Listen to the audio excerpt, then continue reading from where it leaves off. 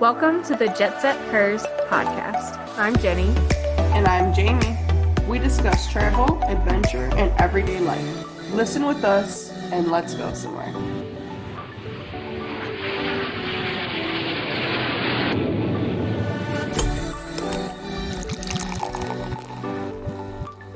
Hi! We are going to get right into today's interview. Our guest this week was Brad Hirsch. He is an American expat that traveled the world and finally found somewhere that he felt he was meant to live for the rest of his life, and that is in Hue, Vietnam. So join us as we learn all about Vietnam. Here's Brad. Enjoy. All right, excited about our guest today. While it's nighttime for me and Jamie over here in the U.S., it is like 8 a.m. for Brad. Hi, Brad. Hey, ladies. Again, wonderful to see you. Yeah, bright and early at 8 a.m. You got it. And where are you recording from? Oh, I'm right now in Hue, Vietnam. Hue, Vietnam, which is right in the center. A lot of folks know about Hanoi in the north and Saigon in the south, or are a couple of examples. And Vietnam, to put it geographically, it's south of China, right next door to Thailand and Cambodia. Yeah, you're getting the globe out. That's the spirit. Yeah. It helps a lot when I'm like, okay, now I can picture it. I didn't really quite fathom it before getting here, firsthand. Plus, it looks quite small. So I know, like, if you look at the globe there, it's like, oh, that's about the size of Wisconsin, or something like that. But yeah, believe it or not, the coastline is like, 3,000 miles long. It's actually a bigger coastline. Or if we were to overlay it on the United States, it would be like Portland, Oregon, way down past Tijuana. Wow. It's a bigger country than you'd think. Yeah. Yeah. It does not look like that big, so that's pretty amazing. Right. It's deceptive. It really is. And actually, if we're talking demographics and so forth, one fun fact I like to point out to folks is the population, because it's easy to assume that it's a tiny little, speck on the map kind of country. True. But one thing I point out to folks is Australia has 26 million people. Canada has like 38 million, even though Canada's 40 times bigger than Vietnam, but, not many folks live there. Then you got New Zealand at 5 million, Ireland at 5 million, Finland at 6, Norway at 6, Estonia at about 1, Cyprus at 1. But you add up Australia, Canada, all the people in New Zealand, Ireland, Finland, Norway, plus all the people in Estonia, Cyprus, Iceland, plus all the people in Fiji, Qatar, and all of Mongolia. Add all that together, and that's 96 million people. Vietnam has 100 million. Wow. So Vietnam is bigger than all of those countries combined in terms of population. That's crazy. Yeah. If it was in Europe, it would be the number one largest by population country in Europe. Yeah, so it's surprising. Extremely.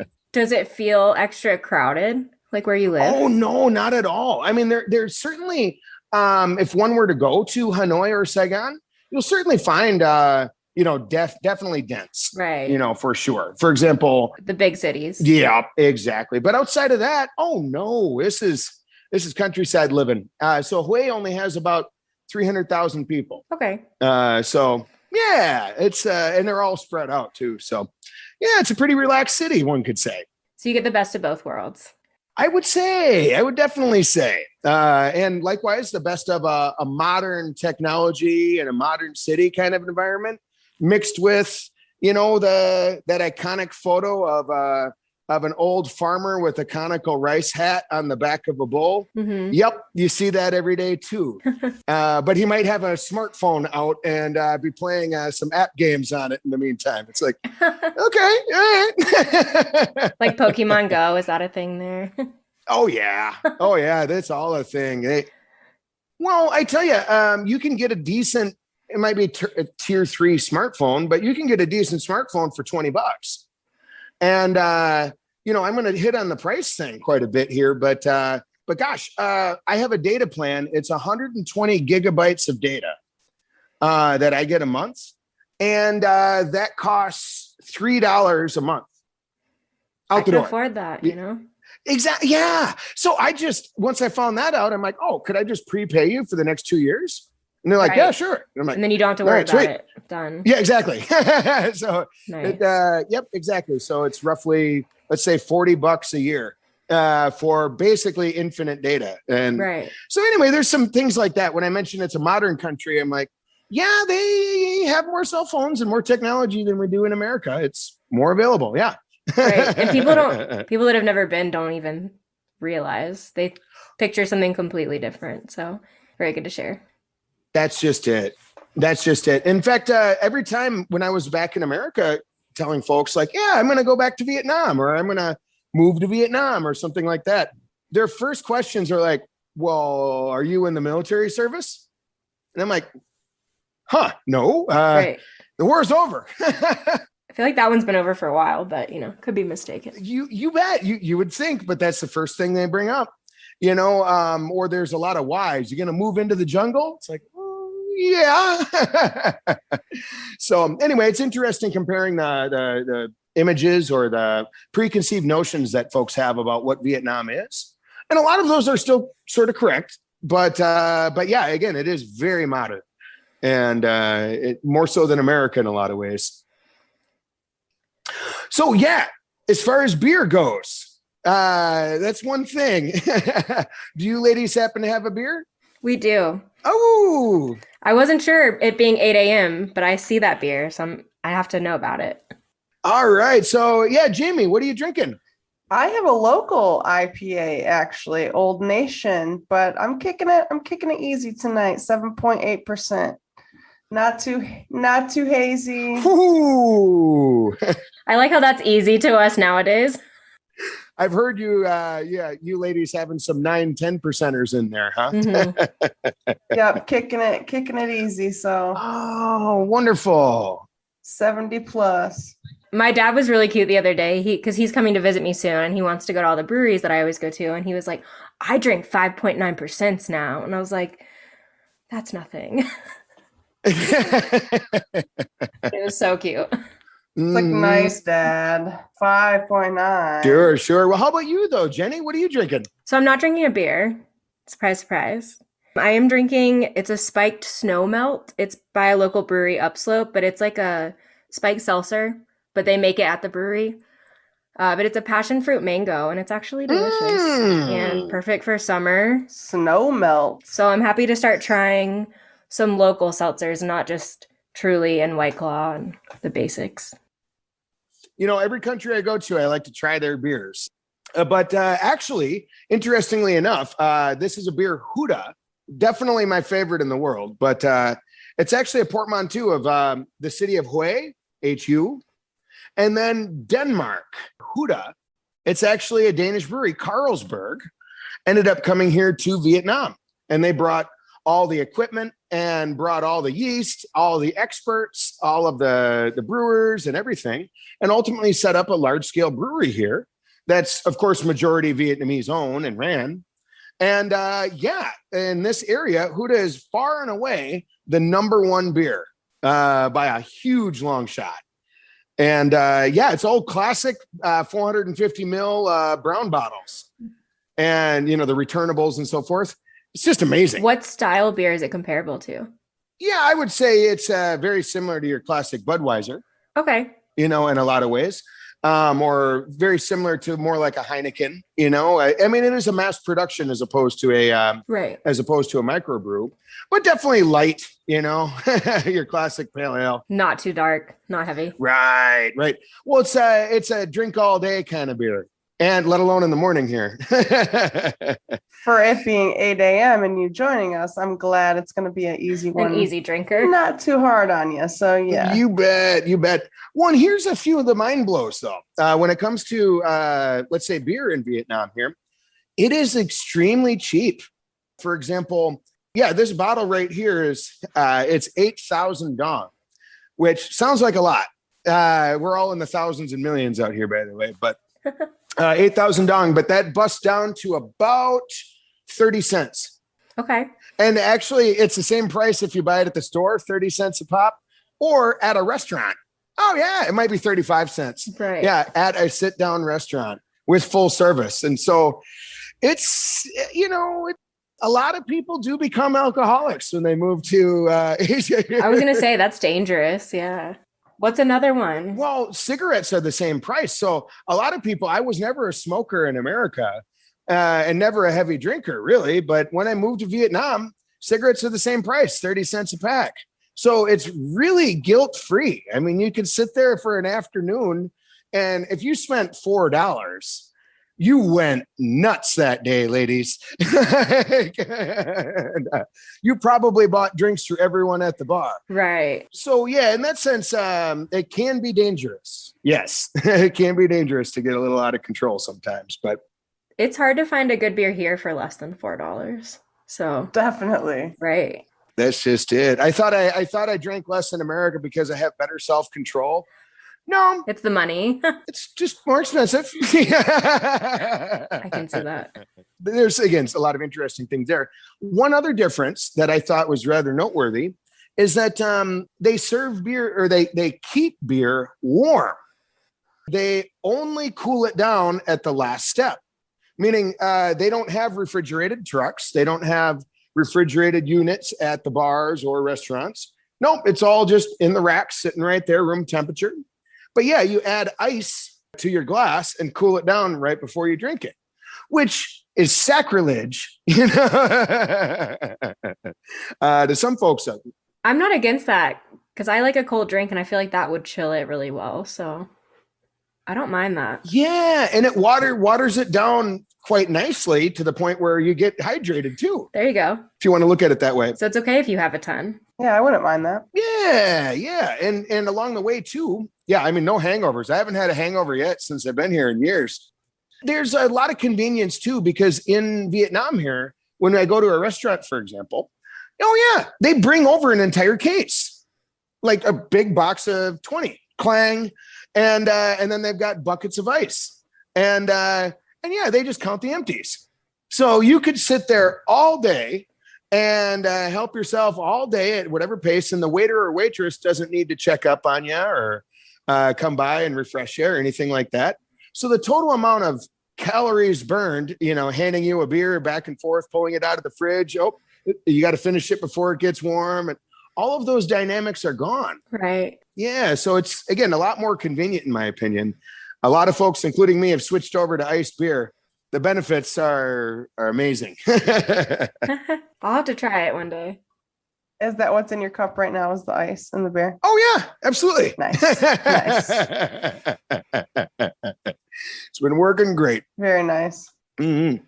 So anyway, there's a lot to be said, about living out here in Vietnam. But I guess, what are you ladies curious about? Well, I guess just to start, because I know you did a lot of traveling in your earlier years. What made you stay in Vietnam? What brought you back there? Yeah, that's actually good. I've always been on the hunt for finding the perfect country, right? And for a long while, I really believed Mexico was it. Uh-huh. And you ladies have been to Mexico. It's a joy. It ticks a lot of boxes. I mean, the prices are really respectable. Weather is great. Beaches are awesome, but the people are pathologically friendly, outrageously friendly. And of course, my Spanish is fluent, so I can go there and speak Spanish just like I am English now. And so that changes things too, where it's easy to make friends and, and so forth. The food, in my opinion, is good. But, some of the downsides include, crime. And I tell you, drugs are easy to get. They really are, kind of easy to get in trouble kind of thing.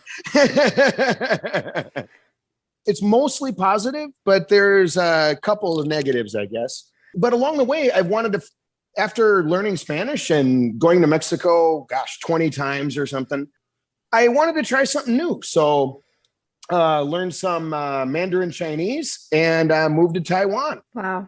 That was a real joy and a real journey. But I tell you, the biggest surprises when I got to Taiwan was the food. Oh my gosh, to this day, I would say that Taiwan is some of the best food and the most variety of food I've ever seen in my life. And again, with the price thing, it is cheap. You can get a full fish dinner for $1. And so I just went on an eating rampage, breakfast 3 times, 3 lunches, and 3 dinners. So I ate 9 or 10 times a day. So I was permanently full for like months. Without spending much money. Right. Oh gosh, no. Oh my gosh, no. Like way under $20 a day, but I had no fewer than 5,000 calories a day. No. So that was a real eye opener. And likewise, buying clothes. I stopped doing laundry because I can buy a new shirt for 50 cents and I can buy a nice pair of jeans for $2. I mean, let's face it, it's quote, quote, factory direct. Right. So those two angles of it were eye opening, but also in Taiwan and in Vietnam, the crime rate is near zero. It's amazing. Near zero. So like my wife, for example, she's never once in her whole life had someone steal from her. Never once. She's never been in an accident, a car accident or vehicle accident in her life. Never been shortchanged once, ever. Hardly even ever been lied to, So it's almost like in a certain respect, it's like going to a Mormon Bible camp, or something like that, where everyone is, again, just amazing on your team, friendly and nice and honest. Right. So yeah, that's a big factor. And it's a big surprise for a lot of folks that come here. Even a lot of women who have traveled the world are like, yeah, Vietnam's the first country where I just feel safe as a woman traveling alone, because never once have I had a single issue or a single scary moment. Even a threat. Yeah. Wow. Right. So there's a lot to be said about that. But yeah, ultimately, I mean, I still went to Mexico a few times, of course. But once I got to Vietnam, I tell you, ladies, like it took me about 4 days of being in Vietnam to make the commitment. I woke up one morning in my 1-room apartment, tiny little dorm, 1 light bulb, 1 outlet, no hot water. And I woke up there and I'm like, wow, this is all I need. There's a market right there. There's food on delivery everywhere. I can travel anywhere in the country for basically nothing. I could get hammered all day for $5, and I'm just like, why would I leave? And I was just thinking, gosh, this country ticks every box I can imagine. Right. So anyway, there's a lot to it. But yeah, I would say it's having that enlightenment moment where I'm like, yep, this is the best place to build a life, build a future. And in my case, I got married 4 years ago. Congratulations. Yeah. So of course, having her family is now my family. And, but yeah, building a future here together. Oh, it's the biggest joy I could ever imagine. There's 10 years ago, there's no way I could fathom how wonderful life would actually be, once we're here. So yeah, there's a lot of factors. I did come here as a volunteer at first. I built a computer lab for a school. Aww. And yeah, I'm a nerd. So, but basically it's a $30 computer. Okay. Wow. And so, yeah, and it takes less electricity than a light bulb. So I wanted to help out the schools out here and build a computer lab using these microcomputers. Oh, it worked out great. So that was the original excuse to come here. Right. But that's what brought me here. But it's the country itself that made me stay. So yeah, I'll be here for life, no doubt. That's awesome. Our last guest was talking about how you just go to certain places and you just have an instant connection with them. And I think that's your Vietnam. So it's awesome. Definitely. And well, I mean, there's everyone's personality is different. So I always caution folks when it comes to, hey, Vietnam would be perfect for you. Maybe. But right. Not everyone. Mm-hmm. A good example of this is like, I was in Tokyo and I tell you, I don't really get along with Japan very well. It's ultra modern, ultra clean, ultra conservative. I mean, rules everywhere. And, they're very fastidious. And to give you an idea, like I got on a bus the first time from the airport, and it's like outside the airport, they've got a sign that says the bus will be here at 7:05 and 31 seconds. I'm like, wow, that is specific. Like to the T. To the second. Yeah. Oh, yeah. Oh, yeah. And there we were at like 27 seconds and the bus rounds the corner and pulls in. And this thing is pristine, not a flick of dirt on it.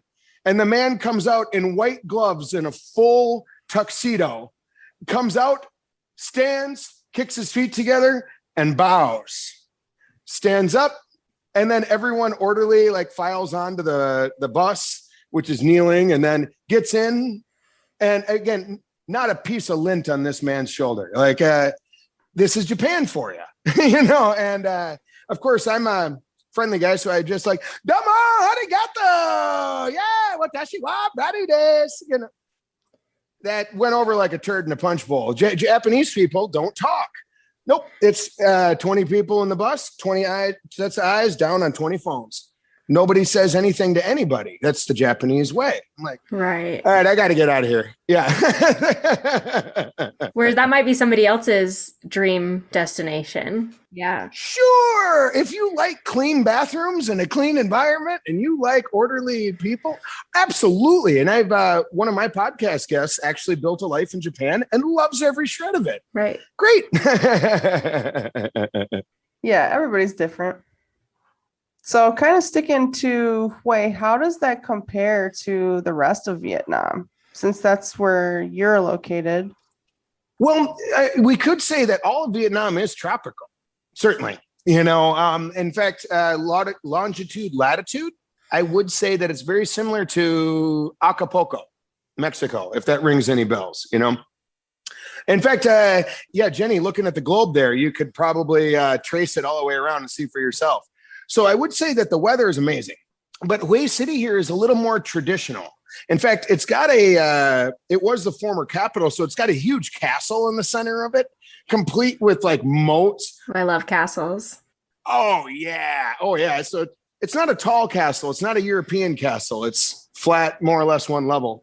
But yeah, walls and moats and, you know, and things like that, and canals dug all the way through it. So it's very beautiful and very iconic, you know, in that sense. But what's a big advantage of Hue City, among others, is it's very bike friendly. And I can effectively go from one side of town, like I live in the south side, and I could cross the entire city in a bicycle in 15 minutes. Okay. So I've actually been a pure bicyclist for the last 3-4 years, meaning no car, no motorbikes or anything like that. Yeah. And it's easy. It's very easy. There's a huge river going through town and there's parks on either side. So when I'm going around through town, I have basically zero traffic. Right. I'd never touch a traffic light and I'm just going through beautiful parks, flowers and fountains everywhere all day. So it's easy to fall in love with it. You know, there's a definite charm, you know, in that sense. And to contrast that, like I was in Hanoi a little ways back. And yeah, to go 9K, you know, so whatever, 6 miles. Oh yeah, it took an hour and a half. Wow. Yep. And it was a struggle, swearing, starting, stopping, start, stop, you know, fling forward, fling back and smoke in your face. And I'm like, hoo-wee, this is what it's like every day, huh? All right, well. There's a reason you're in Hue. Oh, yeah. Yeah, it's often overlooked by folks. It certainly is. And, you know, I guess a lot of folks come to Vietnam and they, you know, by statistics, they're going to look online and see, like, where should I go? Where should I move? And of course, due to statistics, 80% of folks are going to say Hanoi, Saigon. Right. So anyway, a lot of folks believe that those are the only two options. Or they think to themselves like, oh, I want to meet more expats. I don't want to be all alone, something like that. But the truth is, shoot, Hue City has 300,000 people. I mean, are you going to meet them all? Right. Are you going to run out? And yeah, there's thousands of coffee shops and thousands of restaurants. So you could go to a new coffee shop and a new restaurant and shake hands with 50 people a day and you would never run out. That's amazing. Yeah, it is. It's kind of nice. But also it's got the beach right out here. And in fact, I tell my friends for us to go to the beach, yeah, it costs about $1 in gas. And then it's about $5 in drinks. I mean, that's if we're getting smashed. Well, that's a beach day. So Yeah, to get a seafood platter and so forth would be about $5. So we're $11 deep when we want to have a full party day at the beach. And I'm like, wow. And that's like luxury vacation beach day. Oh yeah, and there certainly are luxury resorts, but no, you can go on a beach without a single other human. Like you look 3 miles that way, 3 miles that way, not a single other human on this beach. And that's Jamie's favorite. Oh, is that right, Jamie? Those are my favorite beaches. Oh yeah, those are my favorite beaches. What do you think, Jamie, are the best beaches you've been to in the world, in your experience? I would say the west coast of Florida. Yeah, probably. Yeah. Or Hawaii. She's been Hawaii. Yeah, I just like the low key spots with not a lot of people. I can't get down with a lot of people. I like to be in private, swim in private, you know what I mean? Usually with my people, my group of people, you know what I mean? I'm not by myself, but yeah, I like the low key spots. Well, good for you. Yeah. And and in a lot of ways, I'm the same way. I've spent over 200 days in 5-star resorts as a guest. I tell you, it's pretty amazing for the first like 30, maybe 40 days. But after a while, it kind of loses its, glamour, and so forth. Like, how many selfies can you take? Well, on a beach at a 5-star all-inclusive resort. I mean, don't say 1,000. Yeah.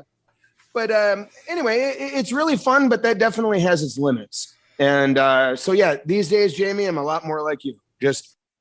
I just need my case of beer, bucket of ice, ideally some seafood, and leave me alone. Yeah, exactly. And speaking of too, the one downside with Mexico was the salesmen and the sellers. In other words, it is impossible, reasonably speaking, to just go to a beach and then sit down. Because do you want to buy these rings? How about this necklace? Here's your name written on a grain of rice. Do you want to buy? Oh, you're smiling right now, so you know what I mean. But it's about every minute and a half. Someone's going to come by and hawk something and wake you up from your nap. It's just like, man, it's hard to enjoy the beach when you're just getting poked every few seconds, Right. That can happen sometimes, here in Vietnam, but it's stuff we actually want. Like, hey, would you like some peanuts to go with your beer? How about some tropical mangoes? Pre-sliced. Yeah. And it's 50 cents. I'm like, well, all right. That's a good interruption. Yeah. Yeah, exactly. Yeah. So anyway, those are some nice aspects of it. But the other end of it too is in Vietnam. I mean, a lot of people ask like, hey, Brad, are you going to keep traveling the world? Because I traveled the world for 20 years, let's say. And I'm like, well, yeah, but here's the thing. Every time I leave Vietnam on an international flight, I set foot in a country that is less awesome than Vietnam. This is the most awesome country in the world, in my opinion. And so I go to Thailand and I'm like, nope, don't dig it. Right. The food's not as good. It's way more expensive. You want $3 a beer? You putting your kids through college, ma'am? Yeah, or what? And the salesmen everywhere and whatever. So yeah, in other words, I really enjoy just traveling around Vietnam. But I tell you, once again, a person could actually go to a new city, let's say every 2 weeks, and you wouldn't run out in 100 years. Really, they've got it all right here in one handy country. So I explained it too, is it's basically a mix, the best parts of Florida mixed with, and we could imagine like Saigon is maybe like, like Orlando or like Los Angeles. I get that. And then mixed with the best parts of Colorado. So in the center, in the highlands is the mountains. Yeah. Dalat, for example. Yep. It's right about 4,000 feet. As a city. Yep. And similar to Denver, as far as I recall.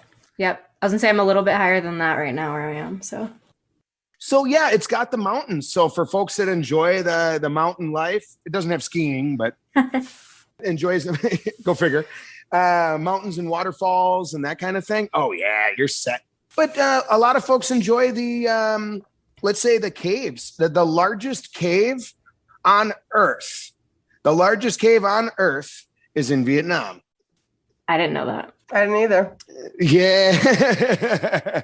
Yeah, Hang Dong. I love caves. That's awesome. Oh, yeah. In fact, they've got that place called Phong Nha, which is basically they have 8 different caves there, completely distinct ones that you can go and check out. In fact, my favorite one, they call it Paradise Cave. You actually can get on a boat that's rafted by a woman with a conical hat. And you can actually sit there, go down the river, and then take the river through a cave itself. That's all lit up. And I mean, it's a couple hours of just checking it all out while laying on your back on this boat. Oh, and it's like $5 or something ridiculous. That's amazing. So a lot of people come to Vietnam for caving. If you want to do a 3-day splunking tour, check. They have beaches and sandy beaches inside of a cave with like a little hole with the sun glistening in like that. Oh, I've seen pictures like that, so I know what you're talking about. Yeah. Uh-huh. Wow. Absolutely amazing. Yes. And spelunking is one of my biggest fears, but one that I want to face eventually. So that's good to know. Well, and you could progress your way up too, right? Like, oh yeah, that's not a first step. right. Well, what I mean by that is like I went to Jewel Cave in the Dakotas there, which is basically like, I think the second biggest cave in the world or something. But either way, that one you have to crawl through stuff about the size of your computer screen. In fact, they have a little ring that you have to crawl through before you go splunking. To make sure you fit. Yeah. Oh, yeah. So a lot of people are like, look at this ring. And they're like, nope. I'm not going in.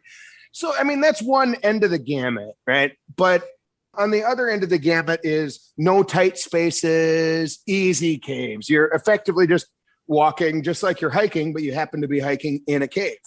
And then you can go down like mudslides. So like a water slide going down this slick, kind of thing. Oh, yeah. Mudslide, water slide. It's like a cave water park. Heck yeah. That's insane. Jamie's like, Something for everybody. I can get down with the caves, but I can't get down with the squeezing through. And I don't know about the mudslides either. Maybe. That would be a hot maybe. Sure. Well, otherwise, Jamie, what outdoor activities do you enjoy? All the rest of them. I love to hike, swim, fishing, being on the boat, just being outside. But I can't, I don't think I can go through a hole the size of my body. Yep. that's why it's a fear for me. Sure, understandably, but no matter what, I think the area here, it just has something to offer everybody. Like folks that want to just kick back and retire and sit on a beach and live in a bottle forever, you got it. If you want to start a business, you got it. If you want to get married and start a family. And I would say a lot of folks, there's a lot of digital nomads that move here to Vietnam. It's very, very astonishing. For example, I know more than 50 easily just in my local area here of people that maybe they were an accountant back in America, but they continued to be an accountant, but they just started working online. But now when they live in Vietnam, instead of working 60 hours a week, they can work 10 hours a week. Yeah, they have way more than enough money to live on and put the rest in the bank. Right. So there's a lot of people that do that. And there's a lot of coffee shops and share workspaces in the city of Da Nang, for example. And Da Nang would be like, I would say maybe Da Nang would be like San Diego. Okay. It'd be a nice metaphor, but anyhow, yeah, you can go to places and, they have digital nomad meetup groups. And we're talking in the hundreds of people that all get together. What are you working on? Oh, you're a banker. You're a website designer. You're a logo maker. You're a teacher. You're a consultant. Yep. So that environment, I think it's very well suited, for people that want to work online and again, kind of have that digital nomad lifestyle. So again, if a person's outdoorsy, check. If you just like motorcycling, check. Basically anything that most people want, it's all here. Again, they don't really have drugs, so much, and they don't have guns. So if you're into those two things, then I guess this ain't your jam, but that's probably why the crime is so low. Makes sense. Mm-hmm. What would you say is the most challenging thing about living in Vietnam? Because we know you love it. This is going to sound odd, but the fame, yeah, the attention, yeah. So, like, okay, Jenny, let me ask you: do you enjoy it when somebody comes up to you and shakes your hand and introduces himself to you? Me, no, but I'm a very shy person. Ah, okay. Well, let's go with that then. Well, in Vietnam, here's the thing. I stand out, right? I stand out here like if you imagine a 6'8" tall Kenyan guy, showing up in Michigan, like, yeah, you don't get missed. Yeah, I speak Vietnamese too, so that's a game changer. So that means every single restaurant I go to, let's just say, darn near everyone at the restaurant wants to come over and say hi, which is cool. And they want to clink a glass and maybe they'll ask like, hey, what's your name? How long you been here? Where are you from? I mean, and that's cool. But, and I enjoy that in general. Right. But I tell you, it is excessive. They'll find your limits. What happens when that happens 10 times in a row? How about 30 times? 80, 200, 500, 4,000? Right. At some point between 0 and 4,000, when people come up to me for like the 50th time today, hey, hello, how are you? Yeah, you want to sit here? You want to meet my family? What's your name? I'm like, talk to the hand, dude. I'm done. I don't have time. I don't have a calorie that I want to spend with you. And I almost come off as unfriendly. It's not that I'm unfriendly. I'm just burnt out from.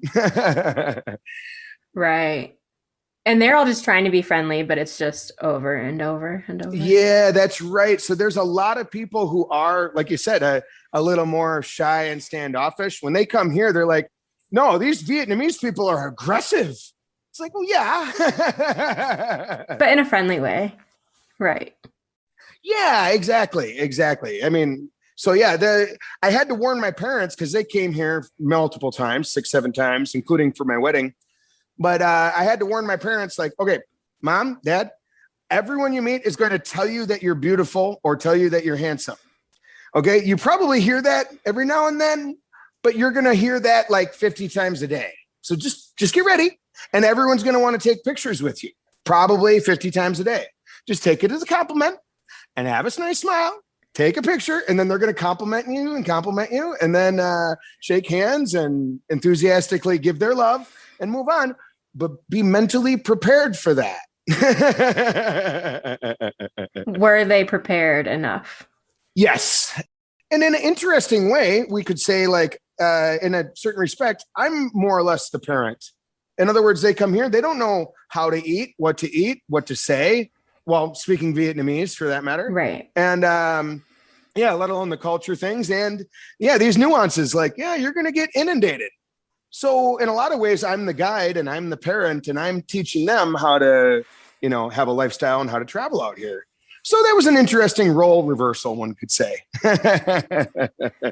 Yeah, that's fun though. It's cute.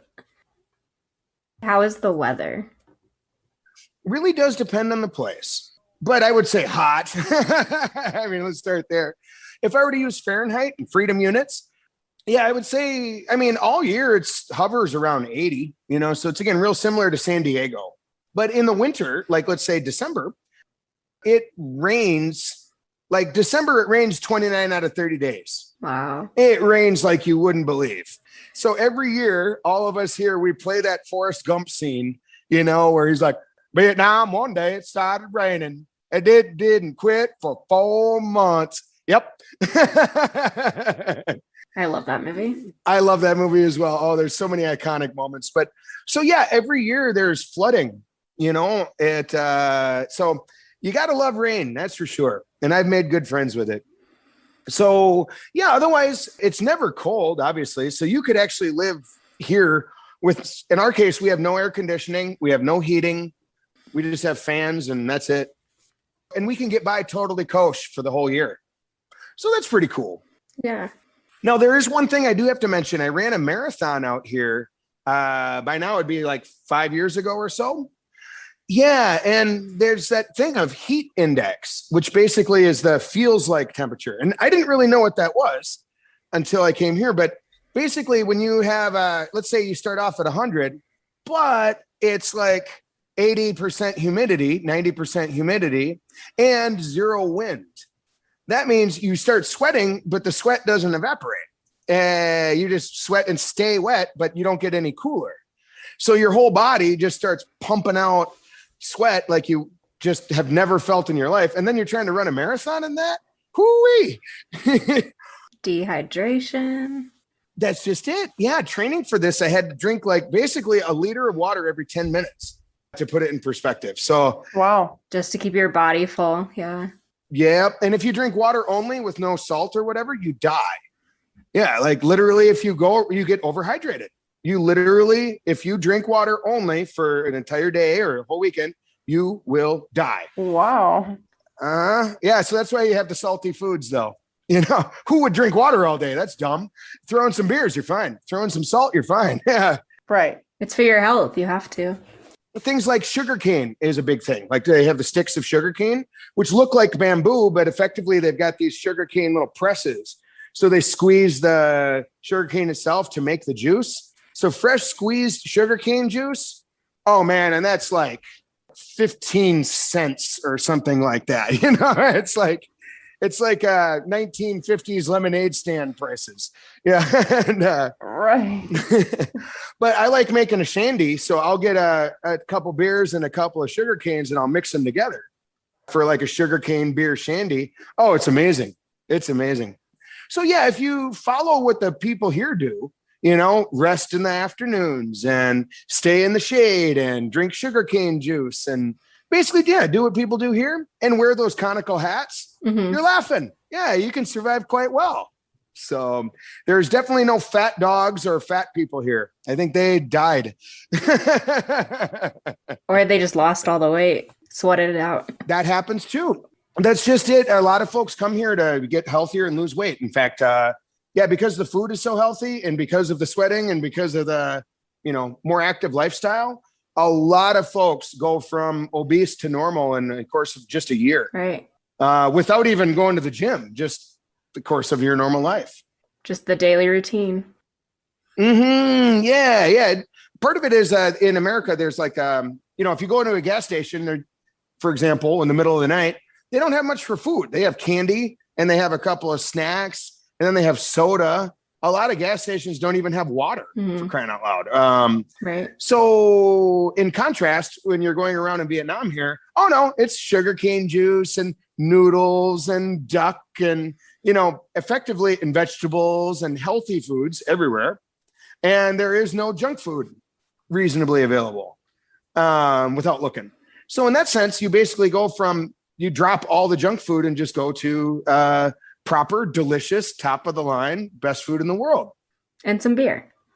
And a lot of beer. Yeah. So it's a quality of life improvement, you know, and health improvement for a lot of folks. So yeah, there's a lot to be said about it. And I really hope that folks, you know, out there do give it some due consideration.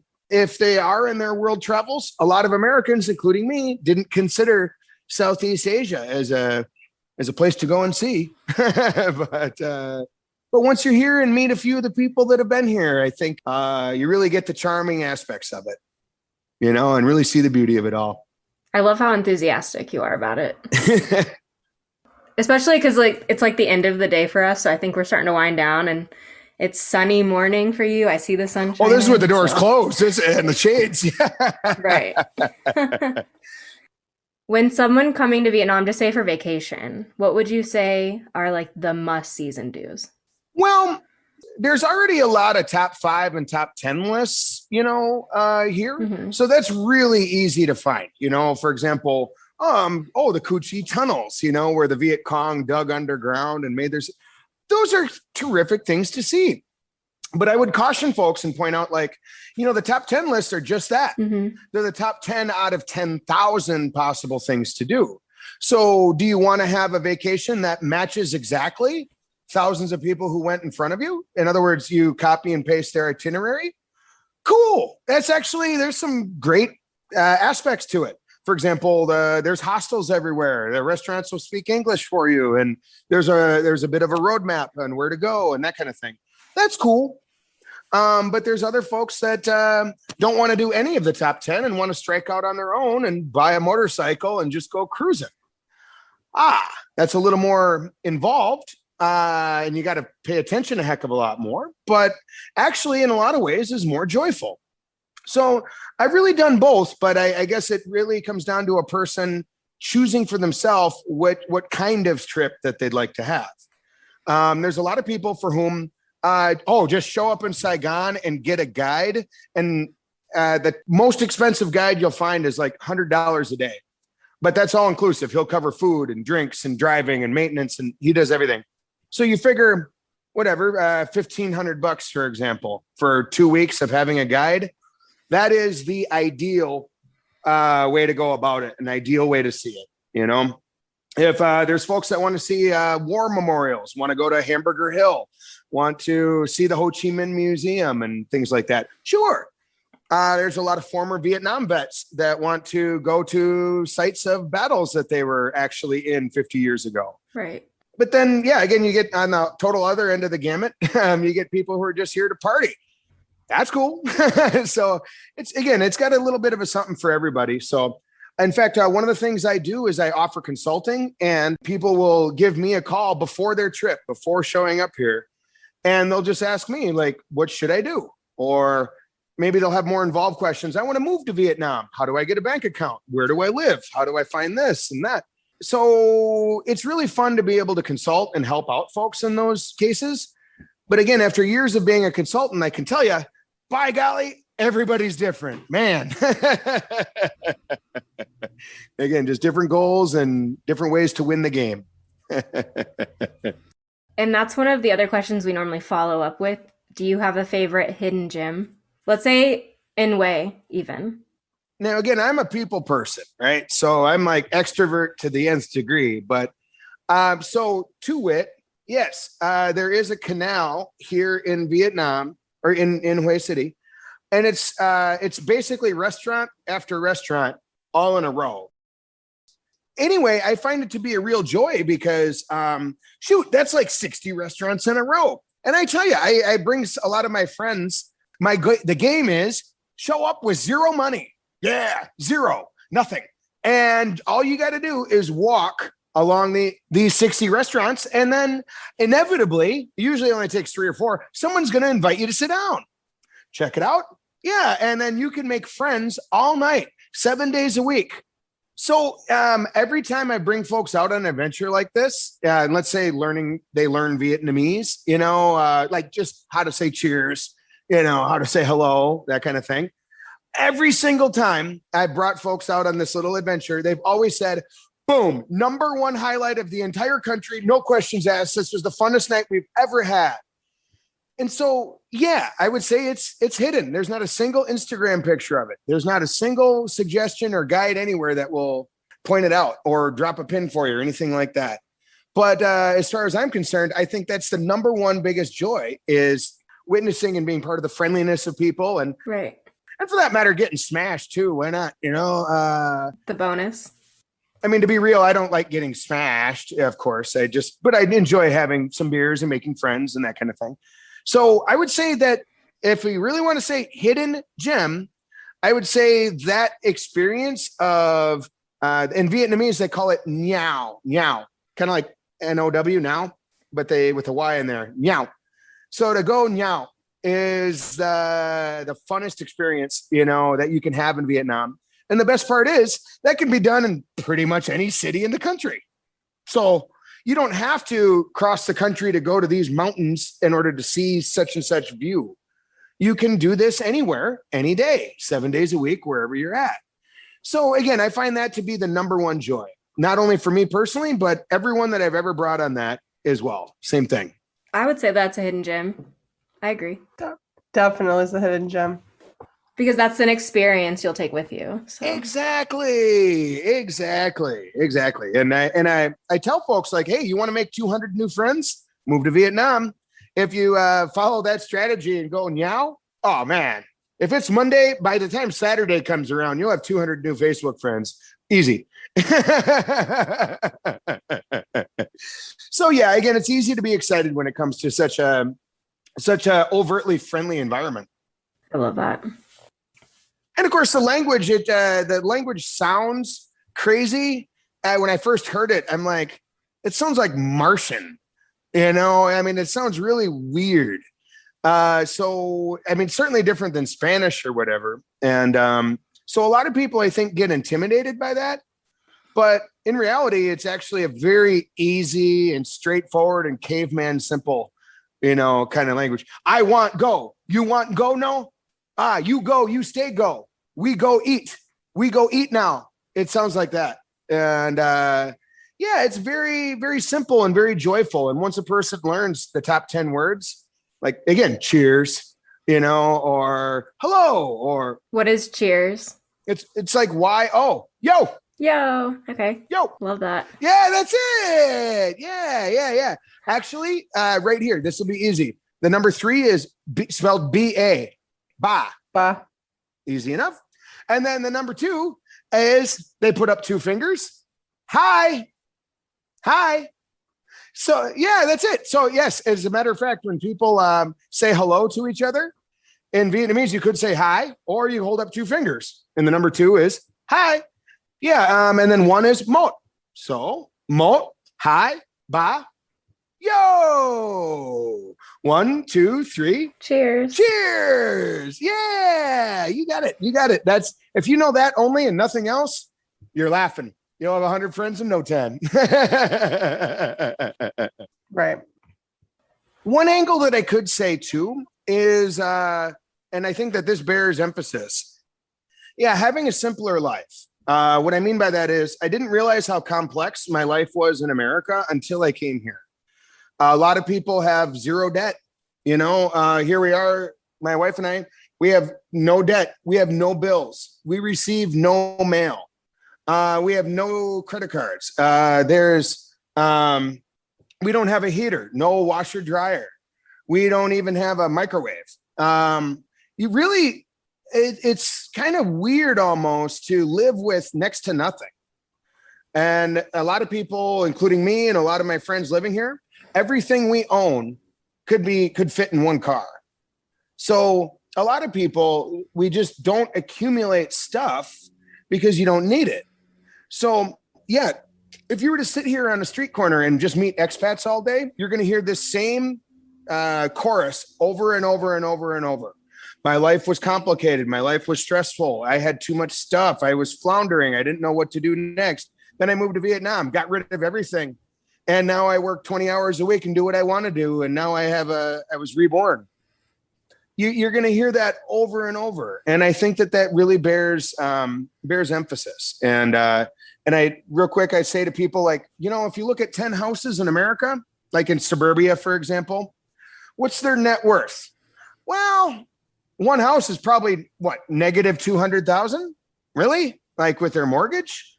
So if you look at 10 houses and add them all up, what's their combined net worth? Well, I would say probably negative 2 million. But if you, in Vietnam, people don't have any debt. They buy houses in cash. So if you were to look at 10 houses in Vietnam and look at their net worth, well, it's greater than 0. In fact, a lot of people have living expenses saved up for years. They have like 5 to 10 years of living expenses just saved up in cash or saved up in gold. So that means in reality, when you look at 10 houses here in Vietnam, even though they look simple and brick and, small, in reality, their net worth is higher than the 10 houses in suburbia in America.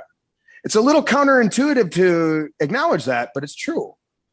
So in a weird way, the people that I meet and the neighbors that I have, they're more genuine and more present because they're not working because they have to make the next payment. Right. They're not working. They're not under all this pressure these days. When some people can't work, they're like, okay, whatever.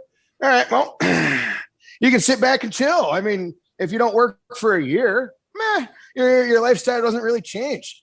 And again, it all comes back down to this simplification.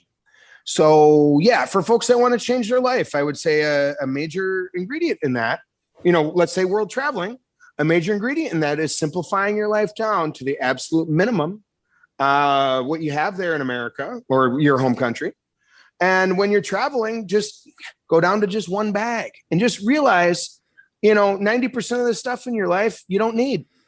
90% of the bills that you're paying, you probably don't need that service anyhow. That kind of thing. So yeah, it's really beautiful to be here, to be able to acknowledge that. And then again, to live the sort of lifestyle that you want to live and be the kind of person you want to be and do with your time what you want to do. I think those are all the important ideas. So again, it's easy to be enthusiastic. Certainly is. But this could be true and wherever anybody travels to. And actually for you two ladies, I look forward to seeing what happens over the next few years for the both of y'all. For example, you can continue running your podcast regardless of which country that you're in. Mm-hmm. Meaning, if, let's say, Jenny, you were in Russia, let's just say, and Jamie, you were in Japan. Yeah, you guys wouldn't really miss a beat.